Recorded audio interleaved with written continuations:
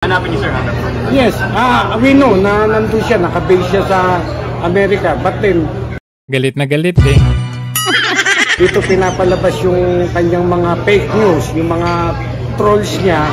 So, she will be liable here. Oh, fake news daw. Ayan na. Ng inciting to sedition, cyber libel. Bahala siya sa buhay niya. What's your message, sir? Ay, kung tumigil siya, hindi siya nakakasiguro. Akala niya ligtas siya dahil nandun siya sa Amerika. Galit na, hindi lang ang NBI, ang taong bayan, galit na sa kanya. Ito po kung tinatawagin na po sa may babala kayo sa ibang vloggers na Yes, yung mga vloggers natin ay naku, wag niyong gawing katuwaan. Meron namang katuwaan lang eh, no? Wag niyong gawing katuwaan yung ating social media. Na gumaganda na tayo, digital na tayo, bababuyin mo ang ating social media, ay hindi tama. Kaya yun, sinasabi ko lagi, meron tayong freedom of speech and of expression, but that is not absolute. Oh, kaya nga, freedom of speech.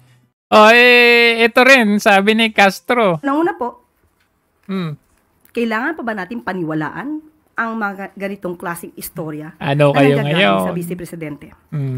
Kailangan pa ba natin paniwalaan ang mga ganitong klaseng istorya na nanggagaling sa Vice Presidente? Tapos, nung nagkaroon ng malaking krimen sa Estados Unidos. Dito siniwalat na talaga ni VP Sara, no? Talagang maliwanag na dinescribe niya ano ang nangyari. Na merong namatay dahil sa drug overdose at kung makikita ninyo doon sa police report ay nandoon ang pangalan ni First Lady Lisa Marcos na isa sa mga tao doon sa loob ng kwarto kung nasaan yung tao ay nag-overdose sa suspected drug overdose sa hotel room at ang daming nakikitang white powder substance na sinabi doon sa police report ay suspected cocaine din ay bigla nilang kinidnap. Alam na ni VP, no? 3 months ago pa lang alam na niya yung nangyari. Kasi yung balita, yung update ngayon, as in ngayon lang. Matagal na niyang alam. Akala, syempre, sabi nila, fake news, gawa-gawa lang, fake news, gawa-gawa. Tapos, eto na. Sa kanya pala nang galing ang fake news. Oh, sa kanya galing ang Siya fake pala news. ang source ng fake news na ito na pinapakalat laban sa unang ginang, kay First Lady.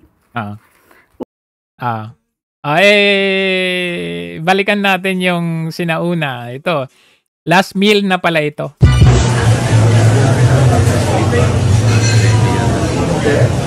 Diyan pa si Frasco. Oh, witness ka. Dapat mag-witness ka dito. Tulungan mo yung pamilya Tantoco.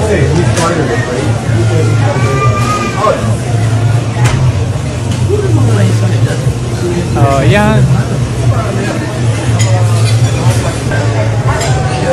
Ito na pala yung last meal.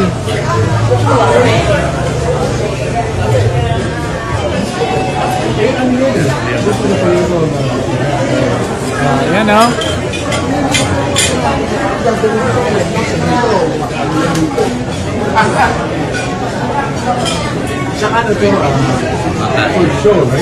Katabing-katabi mo yung First Lady, ibig sabihin, very important person ka sa kanya. Kasama kayo, makatabi kayo eh.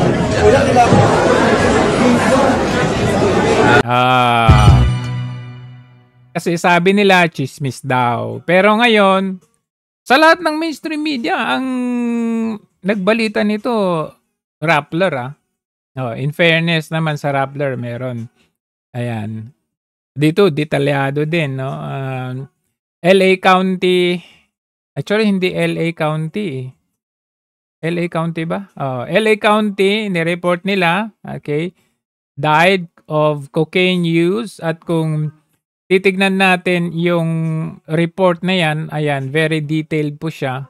Hindi na po ito,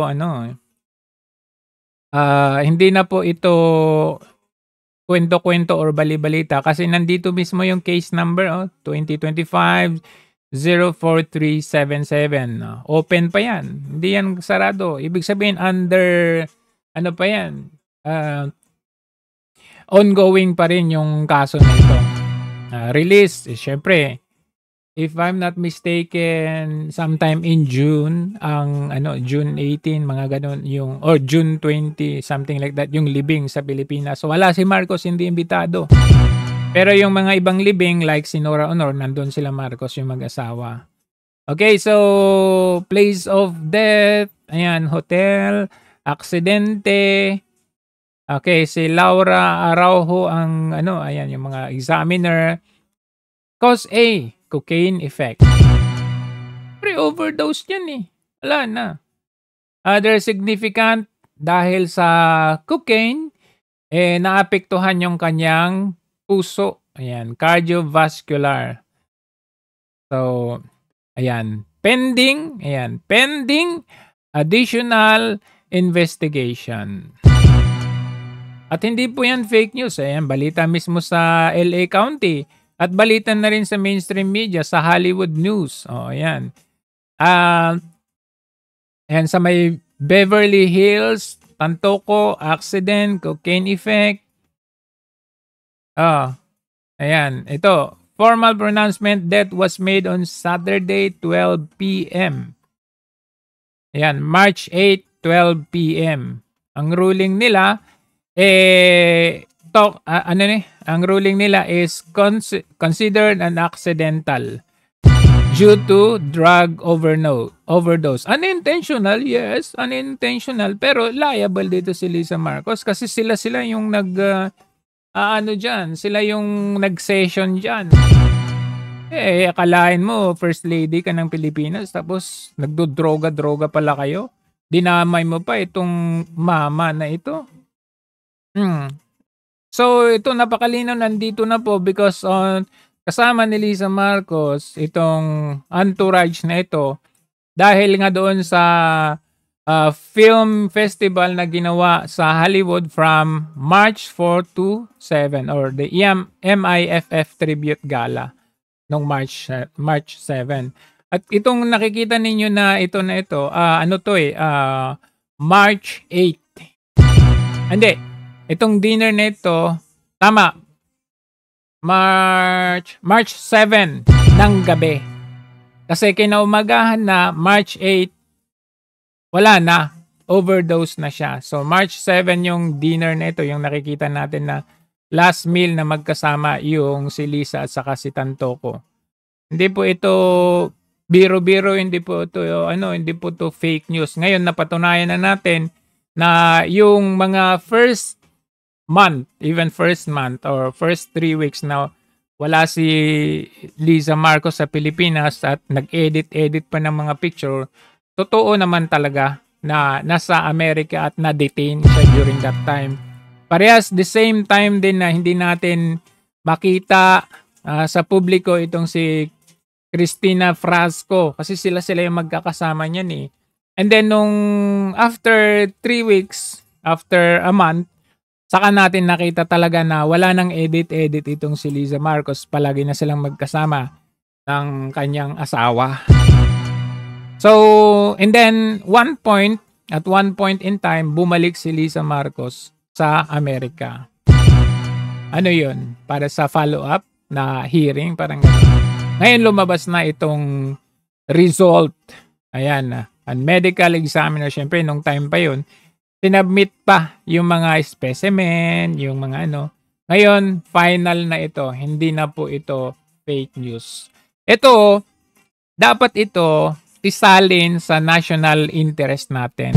Kasi we're talking about drug war. Sabi nga bloodless war, di ba? Bloodless drug war.